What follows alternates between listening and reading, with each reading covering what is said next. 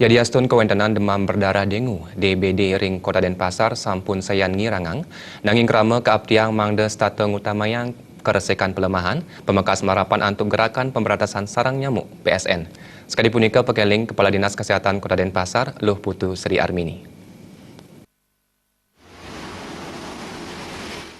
Dinas Kesehatan Kota Denpasar ngelikita yening selami bulan Januari kantor September warsa kali tali pitulas, wendan domas ulung dasa 5 kasus DBD ring Kota Denpasar. Ring sasi sani patah dawak warsa sedurung nyane, kali kita wendan kali tali 103 dasa kasus. Parindikan punika nyinayang wendanan DBD sampun sayana dunang, sani bejantan sangkaning penyaringan saking krama, narapan antuk gerakan pemberantasan sarang nyamuk PSN. Pemkot Denpasar talenangnya gerakan mandiri pemantau jentik utawi siap jumantik, pogeng berkala wiadin larpasida. Pangupaya preventif patut statik lasanayang mandek wendanan Aedes aegypti nenten sen akeh.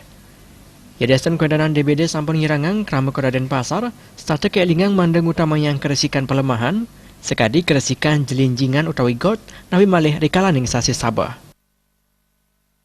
Untuk mencegah DB atau nanti supaya tidak terkena DB itu harus kita menjaga dari lingkungan masing-masing, ya. Jadi tidak ada air tergenang ketika musim hujan ini. Kemudian air tergenang itu contohnya misalnya ada kaleng bekas yang isi air, kemudian kamar mandi juga perlu dikuras, kemudian barang-barang bekas itu perlu ditangani sehingga tidak berserakan dan menjadi tempat penampungan air, ya.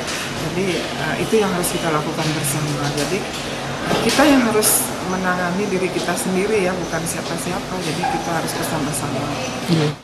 Sri Armini ngawahin kuentenan DBD ketaipun ngakehang rikalaning bulan April kantos Mei risampuni wusan sasi Sabah. Darmawan Bal TV.